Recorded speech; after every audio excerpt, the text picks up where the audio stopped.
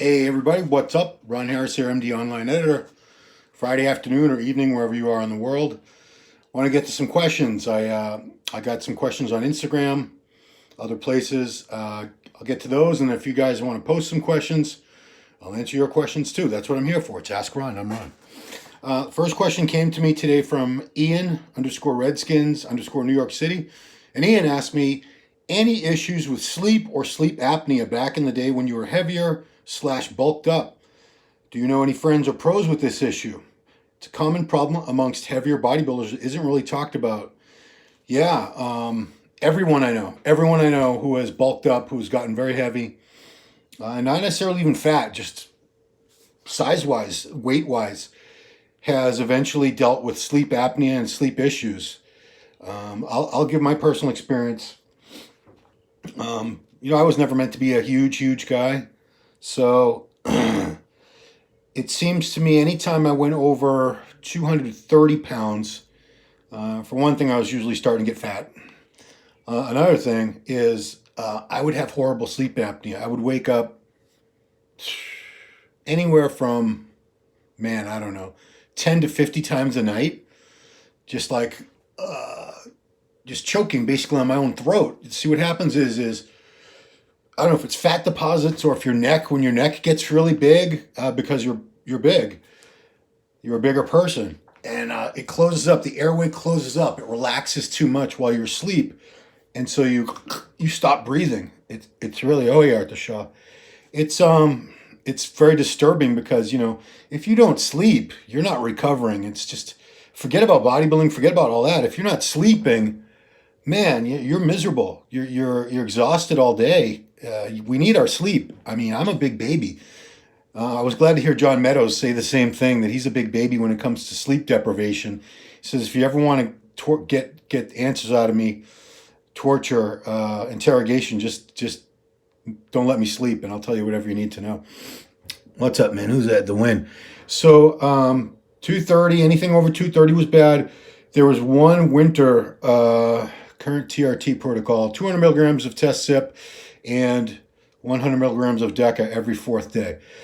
When I got over 240, it was so much worse. The only way I could sleep was if I turned over on my stomach and propped my head up like this. Now, the problem with that is then I had horrible lower back pain because my back was arched all night, because, I'm propped up like this on a pillow, and my lower back was in that lordosis state where it was curved in all night long, concave. So that didn't work either. I would sleep better. I've been bulking for a year, no gear. Should I start now? I can't tell you how to. General butt naked. I can't tell you to use gear or not. That's another discussion we'll have. So my options were get a CPAP mask. And this is something a lot of bodybuilders use, or they've looked into at least. So the CPAP mask goes over your face while you sleep, and it forces oxygen. It forces oxygen and air into your airways, so it keeps your airway open. To me, that was never a viable option. I never wanted to have a mask on me all night while I slept, with this machine going next to me like freaking Darth Vader. Who wants that? I did not want that. So as the years went by, I realized I can't get that heavy, because when I get that heavy, my neck gets thicker. I don't know if it's fat or muscle or what. My neck gets thicker and I can't sleep right. I have that sleep apnea. And the quality of your sleep is so important, guys and girls, as you know.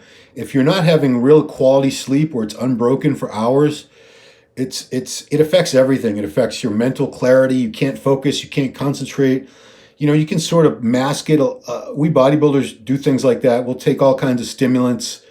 We'll drink coffee all day. We'll take pre-workouts. And that can sort of, for a little while, it can make it feel like you had 300. Yes, sitting up in this guy Beast Coast had to sleep sitting up in a recliner. Hello from Greece, Yazoo. That's no way to live, man. You got to sleep. You got to get good quality sleep for good quality of life. And if you want to talk about bodybuilding gains, you definitely need it.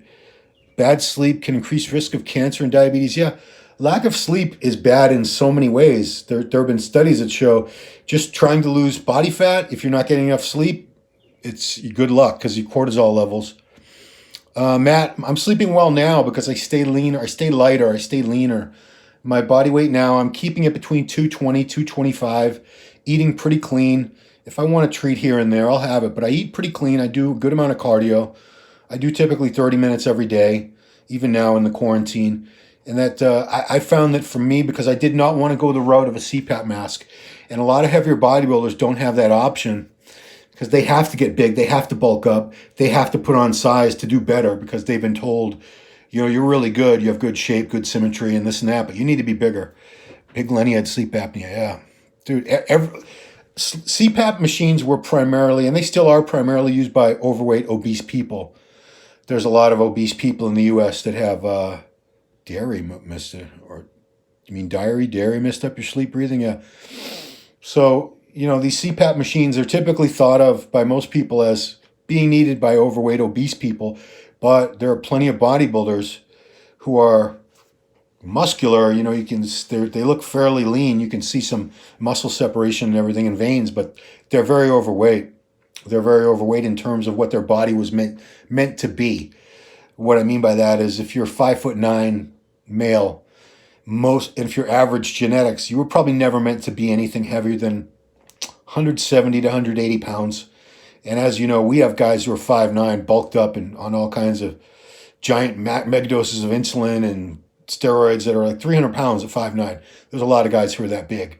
And I guarantee you they all sleep like shit. They either sleep with a CPAP machine so that they can sleep right, or their quality of sleep is horrible. They're waking up 20, 30, 40, 50 times a night. You can die. You can actually die from sleep apnea. It is that dangerous. It's potentially fatal. If you stop breathing for long enough, you're dead. And you wouldn't even know it because you're asleep. It's terrifying to the partners. And I'm just going to generalize and say most of the time this is a male suffering from sleep apnea with a female girlfriend or wife in the bed next to him who has to hear, it sounds like choking. They choke and then they stop breathing and they're terrified. Oh my God, my husband, my boyfriend, he's going to die. The precursor to this, usually before you get sleep apnea, you'll be snoring. That's when it's almost to that point. If you're snoring, and I'm not going to go into the medical, all the whys and wherefores and mechanics of snoring, because honestly, I don't know. But I snore, and I found snoring also very, very connected to my body weight. If I stay lighter, I don't snore, or don't snore as much. It's still occasional. But the heavier I get, the more I snore. And if I get beyond a certain point, body weight wise, man, that's when the sleep apnea kicks in, and it's no fun, guys. It's no fun. It's a double-edged sword because, as bodybuilders, it's very hard to stay lean and put on a lot of muscle. Usually you do have to, quote unquote, bulk up and let your body fat come up a little bit. You should never go crazy and get obese, get really fat where you can't see any definition, any separation of the muscles. But it's acceptable to allow yourself to put on some body fat. And a terrible side effect for a lot of guys is snoring, followed up later on as they get heavier by sleep apnea. Yeah. You're Suraj? Hi. Okay, so that's my little rant on sleep apnea. The other thing I wanted to address was there was a question that we had. Losing any restrictions in your state? No, Matt. The last we heard, you're in Jersey, right? So the last we heard from my governor was it's been extended from May 4th. Oh, Netherlands. I don't know how to say hello, but good to have you here, man. Thank you. We've extended our phase 1 from May 4th to May 18th. It's very, very likely. I'm not counting on May 18th that things actually start opening up. I think what they're doing is, tell if your favorite off-season stack was just testing each. Muscle Freak, I never used HGH. Here's the ironic thing. For a while, I was making a lot better money than I make now. Magazines used to be a much bigger business, and I was the top magazine writer. I wrote for a lot of different magazines, so I was doing pretty well. And I could afford HGH. I'm doing fine, but my wife was very, very much against the use of human growth hormone. She thought it would give me cancer, and so all those years I didn't use it. By the time she stopped, I wouldn't say she stopped caring, but by the time she understood, I had showed her enough information that growth hormone was not that dangerous as she thought it was, especially if you're using Texas is being reckless. Yeah, I gotta ask you guys about that in a second. By the time I had permission from the wife without, it wrecking our marriage and giving me all kinds of grief to use growth hormone.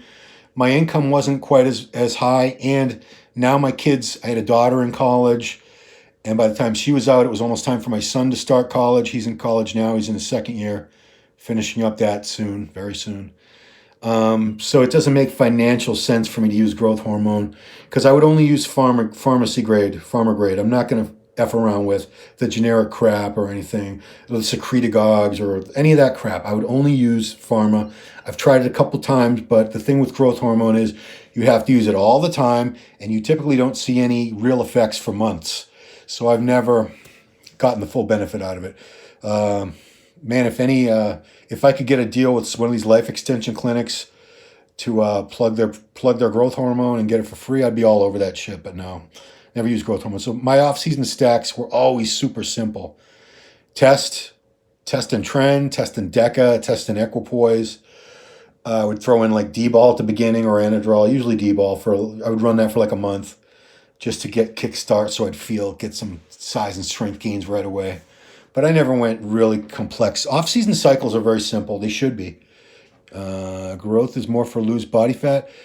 Growth hormone definitely helps you lose body fat in the smaller dose ranges.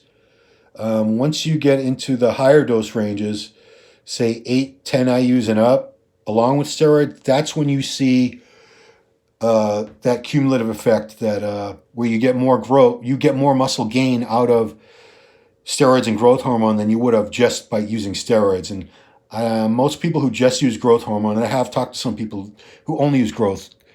Where do I even get it? Well, I'm not going to tell you where to get it. I'm not going to talk about drug sources here. That's crazy. Anyone who does that on their YouTube channel is an effing moron. You're like asking, please, feds, come get me. Please. I'm begging you. Come take me away. Yeah, so, I often wonder how much bigger, how much better would I have been all those years if I had been able to use 10 IUs of growth a day? 8 to 10 a day. I'll never know. My genetics were what they were anyway. My structure and shape was never that awesome in the first place. I was a good national level bodybuilder. I wasn't great. Muscle Freak, yeah, I used Primo a couple times, not often, never in the off season. I used it for some shows for contest prep, I want to say like in the early 2000s.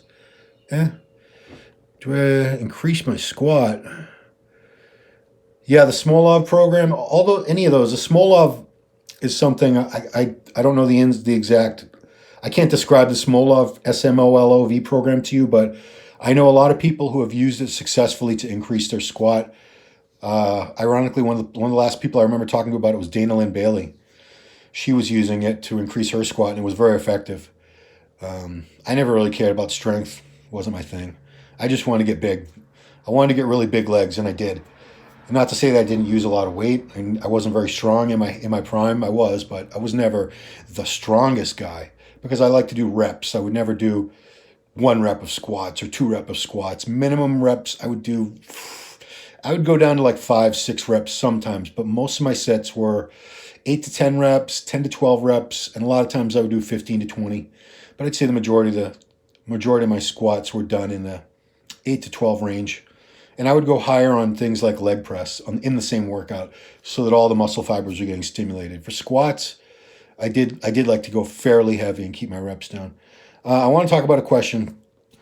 I'm going to ignore the questions you guys asked just for a minute here because Dr. Tuliados and I were doing a show earlier this week, and one of the questions that we got, and he answered it, but I want to give my answer. Someone said, should I increase my TRT dose during quarantine to maintain my muscle mass? Primo is very muscle freak. Primo is hugely popular in the Middle East. I've heard those guys love Primo, like far more than Test, Trend, things like that. So anyway, the question was, you're in quarantine, you're not really able to train the way you want to. Should you increase your TRT dose? And I guess this would go, a lot of you guys consider yourselves on TRT even though you're just on steroids. True TRT is, 100 to 200, 250 at the most milligrams a week of testosterone. maybe with some ancillary like an anti-estrogen or something like that. But that's TRT. If you're doing 500 milligrams of test a week, you're not on TRT. You're on steroids. But anyway, so Dr. T said, yeah, that would definitely work. You would retain more muscle mass during quarantine if you up your dose for sure. And this was a guy that just wanted to go from 150 to 250 per week. I'm going to say my personal answer to that, and I'm not a doctor. This is just my opinion why I would be against that. I would say if you're on TRT dose, if you're on steroids, period, and you're not able to train the way you want to train for, in this case, it's months, right? I mean, we started this quarantine, most of us, 10th or 12th of March. It wasn't even the middle of March yet, and here we are. It's May 1st today. So I would say don't do that. I would say use a minimal amount of gear right now. And the reason why is because as soon as the gyms open up, whenever that is, you're going to go back in the gym. You're going to get any muscle that you've lost during this time period. You're going to get it right back, and you're going to want to train like a beast, and you're going to want to get big. You're going to want to get ripped. And what does that mean for most of you gear users? You're going to blast. You're going to use all kinds of crap. You're going to throw in the trend, the equipoise, the clen, you're going to go haywire. You're going to bump up all your doses. You're going to use a bunch of stuff. Yeah, eat Beast Coast. Give your receptors a break. That's what I'm saying, because in your heart of hearts, guys, as soon as you can get back to the gym and you're able to train the way you want to train with all the equipment, you're going to go crazy. Finally, research on cardiovascular disease risks. Dan, yeah, with TRT use, no. Dan, we've done a ton of videos. I would suggest you go to Anabolic Doc channel. Anabolic Doc, that's Dr. Thomas O'Connor's channel. And he is one of the foremost experts in the world on that subject, and he's got plenty of videos. So if Corona's over and gyms are open again, which way to start training again? Back to training before closing gym? Yeah, that's the thing. If you have not been at a gym, trend now. That's stupid, muscle freak, that they're doing that. When you guys get back to the gym, we all have to be careful, me included, because especially I have not been training quads, and I'm not going to train quads until I can get back to my gym. My quads, if you follow my Instagram, ronharrismuscle.com, I have these massive quads, and my upper body in some areas has actually lost some mass over the past, I want to say 5 to 8 years. So I'm bottom heavy. Not only can I afford not to train legs, I probably need to stop training legs, particularly quads, for a couple months, and that's what I'm doing. So when I go back to the gym and get back to leg training, I'm going to have to be super careful, because if I get back there and I load up the leg press, load up the hack squat, load up the squat rack bar, and try to do my old weights again, even if I can physically do, Hungary, Laszlo, very common Hungarian name. Even if I can physically do that weight, my risk of tearing a muscle is going to be very, very high. And the same thing with you guys. This goes for any muscle group, anything you do. If you haven't been using heavy weights in a while, if you haven't been doing certain exercises like the bench press or barbell row or deadlift or squat, you really need to be super careful. Whether you're on TRT and NSAID only cycle 400 a week, yeah. 400 a week. I'm on 400 milligrams of test every 8 days. And I think for me, that's ideal. Positive for COVID, generally, feeling better now. Yeah, I think most of us are going to get COVID sooner or later. Best name brand gym equipment for legs. I've used equipment from all different companies, and I like certain pieces. I like the Cybex leg press, the hack squat. I used to like flex equipment that was out in California. I don't think they make that anymore. Some really cool pieces. But guys, you got to be so careful. Everyone's knowledge about country is insane. I don't know that much. I wish I knew more. My late father, he knew geography and all that. My late father could have told you the capital of every country in the world. I could never. I'm not even close. So be very careful, guys, when you get back to the gym. If you get back to bench pressing, light.